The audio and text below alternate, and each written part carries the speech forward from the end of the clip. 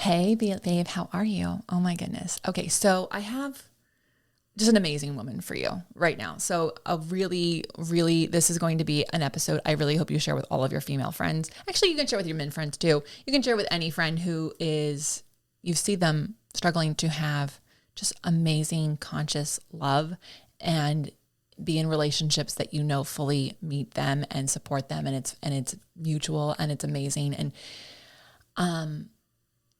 it's not that like everything is about who you're with, because it's not, but you have to love yourself. So even if you're like, I'm happily single, I don't want to be with anybody, you have to love you. And there are things that we were taught when we were younger that really affect how we love ourselves and how we seek out love. And I really you can't be it till you see it if you don't love yourself, or if the love that you're in isn't fully supporting you. Just can't. If you are a married person and you're loving life, I still want you to listen, because I think there's some amazing things, some reminders, some confidence boosters you're going to get, some ways to pat yourself on the back. And also, I know you got friends who need to hear this episode, so I want you to listen to it so you can give it to them. And then make sure that you're celebrating you and you're being kind to you this week. I think it'd be really easy to forget all that you've done, all that you do, and all that you are, and only see the things that you're not doing so well and what's not going right. And I just want to remind you that you're doing an amazing job and you're an awesome, awesome person. And so now, here's Lauren Zoeller. Welcome to the Be It Till You See It podcast, where we talk about taking messy action, knowing that perfect is boring. I'm Lesley Logan, Pilates instructor and fitness business coach. I've trained thousands of people around the world, and the number one thing I see stopping people from achieving anything is self-doubt. My friends, action brings clarity, and it's the antidote to fear. Each week, my guests will bring bold, executable, intrinsic, and targeted steps that you can use to put yourself first and be it till you see it. It's a practice, not a perfect. Let's get started.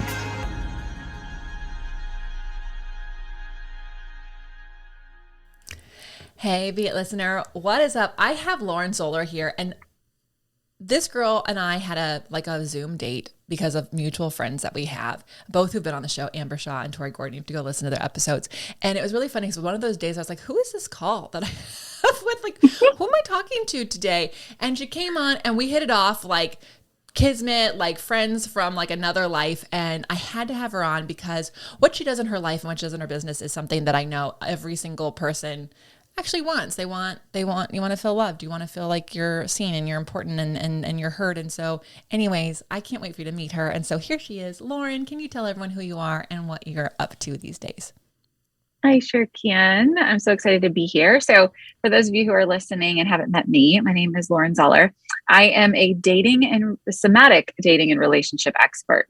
So I really help women and men find conscious partnership and find a way to actually keep it when they do find it. So I work all with the nervous system and how we have all of these patterns that we have been recreating since childhood, and they are stuck in our body and they actually keep us from finding that sense of deep, deep love that we yearn for. Okay. So that's a little bit what I do. I love all of this. Dating and relationship coach. I think that people are like, yep, understand, got that. The somatic part, can we do a little deep dive into what that is? And then also I really do want to make sure we talk about the keeping it part, because a lot of people are good at getting the date and it's the next step. Keeping it. Yeah.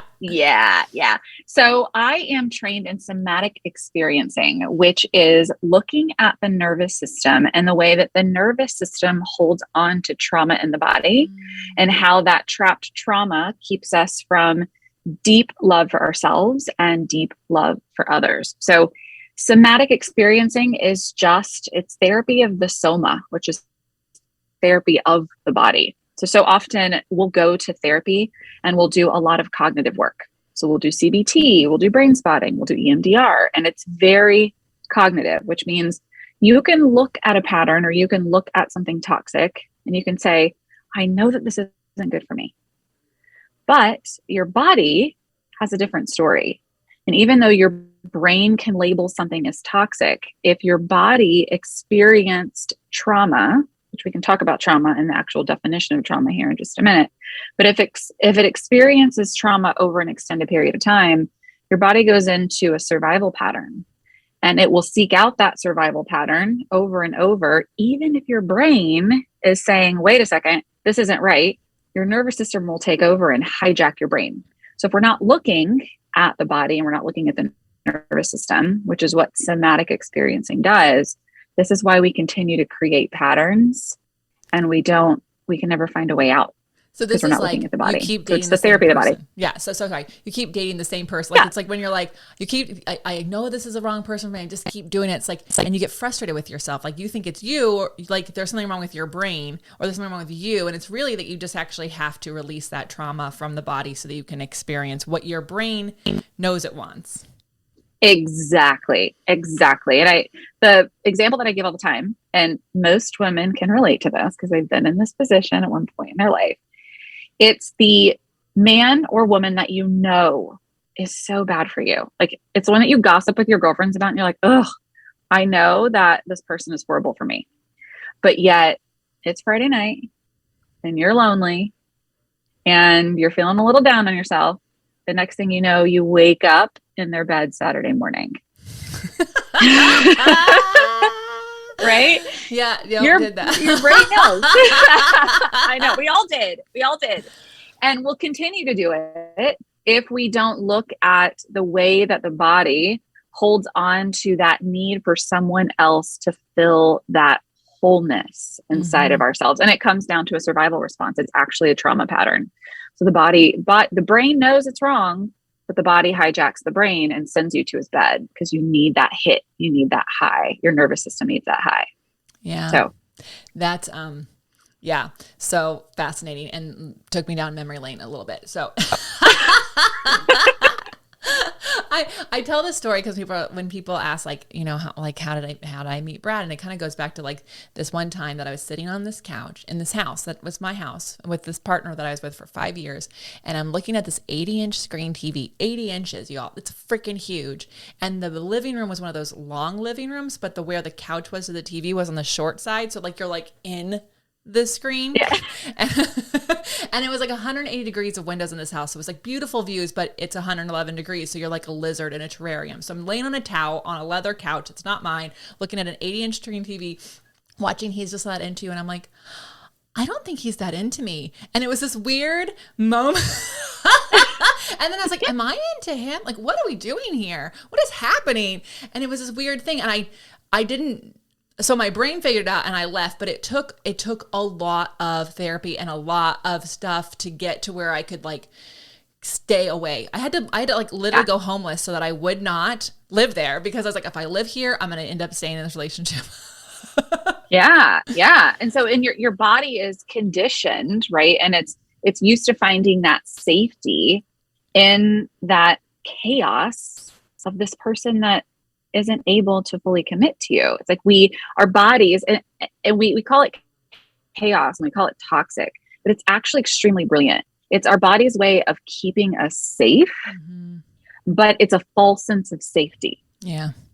Right. It's not security, and it's not this stable relationship that you're really yearning for. It's this false sense of safety that your body's seeking, but yet it's not what you actually desire for yourself. Yeah. So, okay, how did you get into doing this? Because I feel like that's not something that you're like, when I grow up, I'm going to, be a somatic coach for relations. Like, you know what I mean? Like, that's a lot for a 5-year-old. So like, what started you on this journey? Well, to put it nicely, it was my train wreck of a dating history is really what led me here. But it was so much more than that. And I'll give you kind of the Cliff Notes version. But I started coaching about 8.5 years ago.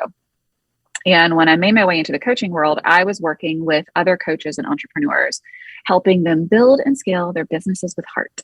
I had this company, and I do that kind of like weird voice because it was just my pitch line, right? And I had this company and this program called Balance Boss Academy. and I had the Balance Boss podcast, and I had this whole business that was built around how to balance your entrepreneur life with living an actual life, right? And it looked like, if you followed me on social media, it looked like I had the best life in the world. Like on the outside, looked like I was traveling the world. I had this perfect relationship with this man who was this big to-do man in Nashville. It looked like I had these incredible friends.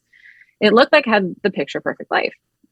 And what people didn't understand was that on the inside, I was actually a complete train wreck. Complete train wreck. And my breakdown and my rock bottom moment came. It was one day, and it all happened. Like everything came crashing down in less than 24 hours. And it consisted of 3 phone calls. I woke up one Saturday morning, and the first phone call that I received was from my boyfriend at the time, who I'd been dating for 2 years, from his mother. She was calling to let me know that he was going to rehab for the 6th time in 1 year. Oh my God. How do you have time to do that 6 times? Right. And everybody thought that we had this perfect relationship, and nobody knew, right? Nobody knew that he was an alcoholic. So it was a whole facade in and of itself. The second call that I received was from my accountant, who told me that we were $30,000 in the red. And he was dropping me as a client because he was like, I have no idea. Like, your business model isn't sustainable. I have to drop you as a client because I don't know how you're going to pay this. Oh my gosh. What a jerk. Right. Could have told you before you were 30,000 in the red. $1 in the hole. Right. So that was call number 2. And then call number 3, and mind you, this happened within a 24-hour span. Call number 3 was from my doctor telling me that I potentially had cancer. They had a biopsy that came back that was cancerous. No. So in a matter of 24 hours, this complete facade that I was trying to uphold came crashing down. I had no relationship. I had no business, really. And my health was in the shitter. Yeah. And I didn't know what to do. I was like, what? Excuse my language, but like, what the hell? I am a coach. I'm like immersed in all this mindset work, and I'm doing all this therapy. And I was positioning myself as this expert that could help people balance life with work. And I couldn't do it. Yeah.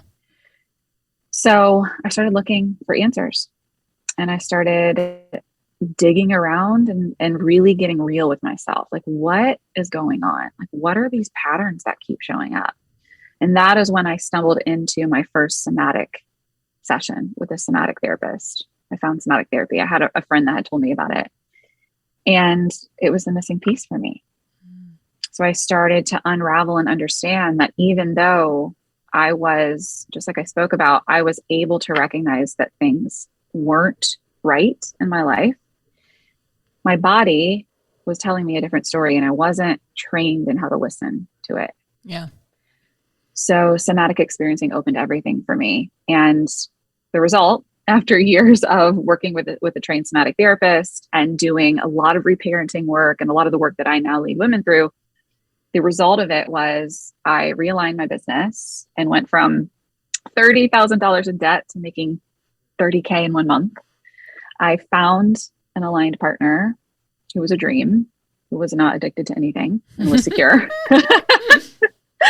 I realigned my business and helping and serving in the way that truly was in alignment with my heart. And I eliminated the cancer scare, which was pretty amazing. That's amazing. I know everyone's like completely eliminated. What happened to the cancer? How? Yeah. Like it went away. And then I found amazing women that just started to kind of fall into my life, like you and Amber and Tori and Carrie, and just this really supportive, fantastic group of women and friends that are everything that I always wanted. I really stepped into alignment. So it was the missing piece for me. So thank you for sharing that whole story, because I think that people go, oh, she went from a coach to being a somatic coach. So she just took a certification. And like, really, like, also so many people are like, oh my God, I'm so sorry that happened to you. And you're probably like, I don't know. For me, I'm like, I'm so happy that happened to you because like you wouldn't be who you are right now. You wouldn't, like, if only you lost was just the boyfriend, you probably would still be doing what you were doing. Like if all you had was like just the debt, you probably would have kept the other two things. Like you wouldn't have put the things all together. Like it all had to come crashing down for you to actually go, what am I going to do here? Yeah. Yeah. Well, and I think that this happens often with people when they get into the coaching business.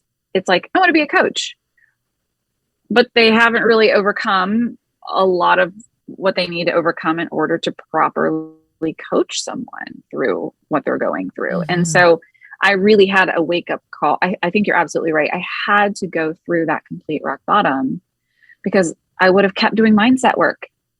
I would have kept going to talk therapy. I would have just kept doing what everybody says to do. Yeah. But it wasn't getting me anywhere. So it's like it all had to come crashing down in order for that to realign. Yeah. And like if you're listening to this and you're feeling like you're at your rock bottom, like I'm not saying I'm like, woo, go you, but I am. But I think if you can accept that and you look around, instead of going, why is this happening? Like, so if you're like, this is all happening to me, woe is me. It's like, why is this happening? Like go on that curious journey and try to figure it out. I mean, I didn't have a cancer scare, but I definitely I left the ex since I was homeless. And then a month later, I went back to the house to pick up something. And when I was leaving, I totaled my car. Oh. So I head on collision. I had to call him to get me to the hospital, all this stuff. And then I found out a week later, the place that I rented space closed and I had no place to take my clients, which is where the majority of my income came. And I was just like, okay, well, where are we going to live and where are we going to drive and where are we going to work? And all of it led me to really figuring out what are this is a fuck yes. This is what we're doing. Yeah. I'm not doing lukewarm things anymore. And so, I think I am so grateful for that moment for me. And so when I hear about people and I see the other side, it's that was the best thing could have happened for you, Mm-hmm. So, okay. Because someone heard at the beginning where you're and stay in these relationships. So what is it about, what is the thing where we can get into them, but then we can't always keep them? And should we want to keep all of them? How do we decipher that too? Maybe that's 17 questions, but. Yeah. Well, it depends, right? It depends on what the dynamic was that you learned either in past relationships or as a child in how you give and receive and hold on to love, right? So I'm just going to give you kind of a high level example. If you were raised in chaos as a child, if you had helicopter parents who were in and out, sometimes they were there, sometimes they weren't. Sometimes they showed you affection and love. Other times they were just mad at you because they were having a bad day, right? And you had this inconsistency and emotional availability. Then what we usually see is that as an adult, if chaos isn't present, if there's not fighting or really high highs and really low lows, you feel bored. Mm. You feel the relationship doesn't have any quote unquote passion. Mm. But it's only because, and I say this all the time, that children raised in chaos are triggered by peace and safety. Right. So this is one example. There's so many different ways that trauma can show up and recreate itself. Right. But most of the time, the reason people can't hold on to secure love is because they feel like it lacks passion or it's boring. And 9 times out of 10, that's because you experienced chaos and your nervous system imprinted that love equals chaos. Mm. And so when that chaos isn't present, your nervous system is used to that chaos. And so you feel like it's boring, when in essence, it's actually not boring. It's just that you are used to chaos. So you run from relationship to relationship so you can feel that high all the time. Right. This is so fascinating. I can think of 17 friends in my whole life that I'm like, oh, that person needs to hear this. And this person needs to hear this. My mom. Hi, Mom. And you need, so that's amazing because what you're what you're saying as a coach is like, it's not just about us helping you find, and I think this is like relationship coaches, they like find people to mate. Like I when I taught in LA and I had these in-person clients, they were like getting these dating coaches or those, I don't know what it's called anymore, but like Just Lunch and like the people that like set you up for the dates, right? Matchmakers. That's it. Yeah. But they're not able to actually help you keep the relationship going. And so what you're able to do is like, let's figure out what's going on inside of you. Let's unravel that so that you can actually keep the person that you really did fall in love with for reals, that you're just sabotaging, not like on purpose, but because of what your patterns are that are imprinted in you. Exactly. And I don't usually get to this until I've worked with someone for a while, but if you follow Dr. Bruce Lipton, he talks all about energetic vibrational frequency of emotions. If you're living in a heightened trauma response for an extended period of time, chances are you're living in shame, anger, guilt, fear, which are lower vibrational frequency emotions, which means that if you've never looked at your childhood patterns and the way that you love and were taught how to give and receive love, and there's a lot of shame and guilt and fear and anger and sadness around the way that you receive love. If we look at Dr. Bruce Lipton's work, he says that every emotion has an energetic vibrational frequency associated with it. So, and this is kind of like weaving into manifestation a little bit and attraction a little bit. If you're not looking at those patterns and you're not actively doing the work to understand them and heal them, then you're going to be vibrating at that energetic vibrational frequency, which means you're going to be attracting people who have your same wounds, right? So if we just take away even all the patterns and dissecting the patterns, and we just look at the emotions associated with some of these trauma instances in our body, of course, you're not going to find secure love because you're vibrating at that state.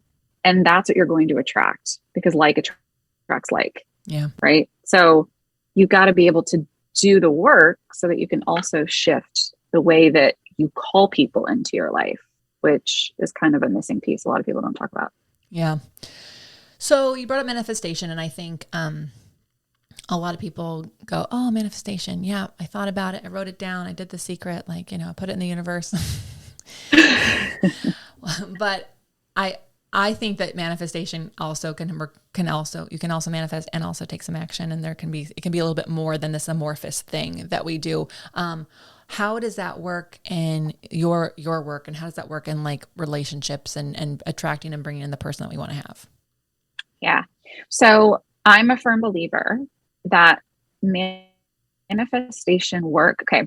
How do I want to put this? Because it's so deep. I teach manifestation work and I teach attraction work at the end of working with someone. It's actually the third pillar of my program and what I lead women through. The reason being is because in the first pillar, we understand your patterns. So we get really clear. What are your patterns? We go back through your past relationship patterns, what I call your core stories of limitation, which are your trauma moments, your childhood and generational dynamics. We get really clear on the dysregulated nervous system patterns that are present for you. In the second pillar, we heal them. We go through a lot of somatic experiencing to shift your nervous system. The reason that I don't go over manifestation and attraction until the end is because if you are manifesting and you're putting out into the world what you want and you're just letting it be, but you don't actually truly believe at your core level that you are worthy of receiving what you've asked for, you will sabotage what it is that you want. That sabotaging comes from your patterns, right? So it's like, if you haven't done that work, the reparenting work to understand how you self-sabotage or how your nervous system is dysregulated, it doesn't matter how many things you put out into the universe. You're going to hijack those bad boys. Right. So it's possible that people are out there manifesting and then sabotaging every time the universe is like, here's the thing you wanted. Here's the thing you wanted. Yeah. And you see that cycle of, at least it was for me, like you may manifest it, but it may go away as soon as it shows up. Right. You can't hold on to it, which is the same thing with love. Yeah. Oh my goodness. It's so fascinating how all of this kind of works together, because I feel like what you do, even if someone listening to this is like, I've got the man I'm with or the person I'm with or the human I want to be with, but the other stuff isn't there. Like it's like, okay, somehow you made that work and we still have work to do Yeah. in these other areas. I feel like, I don't know, maybe our life's work is just getting to know ourselves, and reparenting, and then trying to do the best we can with all of that information. So Lauren, you now have someone that like, great relationship, you're loving it, you're doing this job. How, was there any hesitancy when you were switching careers and you're like, okay, this is what I'm going to do now? Because I don't know, maybe it's just me and what I'm thinking, but like, I always go, what if like, but I failed at this, and so I will be good. You know what I mean? To like the history of it, like kind of can cloud what you think is your potential. Was it easy for you to make the switch? Was it hard for you? How did you like do that without holding yourself back? I would say that I switched. I mean, if we go back, like before I even started coaching, I owned a yoga studio, and like I feel like I've had all these different lives prior to where I am now, which is crazy. And up until this shift, like up until really diving into and understanding somatic work and stepping into dating and relationships, I was always hesitant. I was like, I don't know if this is going to work. Like the thing before it failed and the thing before it failed and everything else failed. I always had this hesitancy. And I will say this, and I truly mean this from the bottom of my heart. Since doing this deeper somatic work and really understanding my worth and knowing me really deeply, I've never questioned it. Mm-hmm. It's the first time that I've never questioned it. It's just felt so right. And that doesn't mean that it hasn't shifted and changed and things haven't fallen apart and rebuilt themselves. But there's always just this deep knowing that I'm exactly where I need to be, which has never been present before. That I totally understand. Because I think, and maybe hesitancy isn't what I felt, but like I felt like, who am I to do it? I had questions like, is it going to work? What if it doesn't work? Like there's all these things. And then I would kind of do it anyways, but always holding myself back and playing smaller, I think, than I should. Like if I look back, they all worked out because it was supposed to, but like I was like waiting for the like someone to deem it fine, say, and you're doing a great job, and you're doing a great job, and it wasn't until like my own rock bottom moment that I didn't question the apartment I chose. I didn't question like, this is where I'm going to have my clients. I didn't question when I met Brad. I was like, I'm going to marry that man. He didn't have my phone number, y'all. And, also was still married. So, but I was like, nope, we're going to be married someday. I'll wait till he's ready. And I didn't question our move to Las Vegas either. Like those things. And so now when I question things, I'm like, why am I questioning this thing? What is it about this thing that I'm questioning versus, do you know, like it's like a different way of looking at it. It's more of a sign like, Yes. What is this over here? Why are we looking? Was it a distraction? Like what is, or do I have work to do? So thank you for sharing that, because I think a lot of people listening to this probably have done the same thing in all of the stuff. And then when they don't question it, they also are kind of like, well, then that's almost like it's almost too easy. Like it should be harder than that. There should be a negotiation process I have to do. So, okay, so now you've made the switch, you're doing this. I know, you're in the process of moving and everything too. What is it that you are kind of being it till you see it right now? Like, where are you going with, like, what's your next thing that you're trying to grow into? So my life work is to get this work into as many people's hands as possible. So I am in the process now of writing a book. So my book will hopefully be out by this time next year, which is really exciting. Oh my God, you're writing a book? Yes. This is amazing. Yes. Yeah. So I'm very excited about that. And just continuing to spread the message. I have a program called the Align Love Collective that has been going strong now for almost 2 years. And we enroll 20 to 30 women in it every month, and it's changing lives. So it's just a matter of getting this message to more people and getting the book out and doing some speaking. Have you ever written a book before? Is this your first book? My first book. That's amazing. I want to go back to the first book because I didn't know what I didn't know, and now I know. and now I know. That's what I hear from everybody. Yeah. Oh my gosh. We'll have to have you back when the book is done. We'll have to talk about the whole process and just let people know when it's out. All right, Lauren, where can people find you, follow you, do the work with you? What do you got? So you can go to my website, laurenzoeller.com. I'm also most active on Instagram and TikTok. So you can follow me on Instagram at Lauren Zoeller and on TikTok at Coach Lauren Zoeller. And it'll give you, if you go to the website and visit the Instagram, it'll give you everything that you need. Amazing. Follow me there. Amazing. Okay. We ask everybody how some be it tips. So bold, executable, intrinsic, or targeted action steps they can take to be it till they see it. So what do you have for us? So my first tip would be, if deep committed partnership is what you want to find, and I'm just giving this to you from a dating and relationship side of things, look at the patterns that have shown up in your relationships and write them down. Why has every relationship ended? What is the common thread? And then go back and answer this question. How was I taught to give and receive love as a child? That's the first question. Second question is, what version of myself did I create to receive love from my parents? And use these two questions and compare them against the relationship patterns that you have found out. And you will know so much about how you show up in relationships, and use that as your jumping point to start to go deeper into yourself about what may need to shift and what may need to heal so that you can have deeper partnership. Ooh, I love this so much. I can't wait to hear what people discover. So y'all, how are you going to use these tips in your life? Lauren and I want to know. So screenshot this episode, tag us on Instagram and TikTok. I'm also on there. I'm being it till I see it on TikTok. That's that's my be it moment right now. I'm like, I'm just going to figure this out. This elder millennial's showing up. I love it. So how are you going to use this? Tag us, share it on Instagram and wherever else you do, so that other people can hear this, especially if you were listening to this and you're like, just love us and you're like happily married. Send this to your single friends that you are like so tired of the patterns that they're going through. If you truly love them, you want them to have love like you do, then you send them this episode. You can just text it to them that way. It's going to be great. So thank you so much. And until next time, be it till you see it.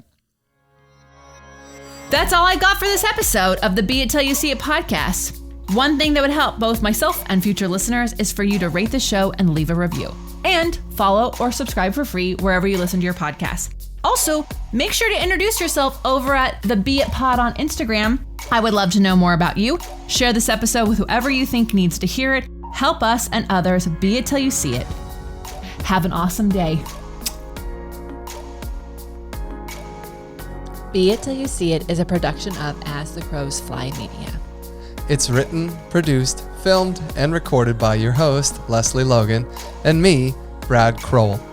Our associate producer is Amanda Fraterelli. Kevin Perez at Desenio handles all of our audio editing. Our theme music is by Ali at Apex Production Music, and our branding by designer and artist Gianfranco Cioffi. Special thanks to our designer Jairo Mandal for creating all of our visuals, which you can't see because this is a podcast, and our digital producer Jay Perdoso for editing all the video each week so you can. And to Angelina Herrico for transcribing each of our episodes so you can find them on our website. And finally, to Meredith Crowell for keeping us all on point and on time.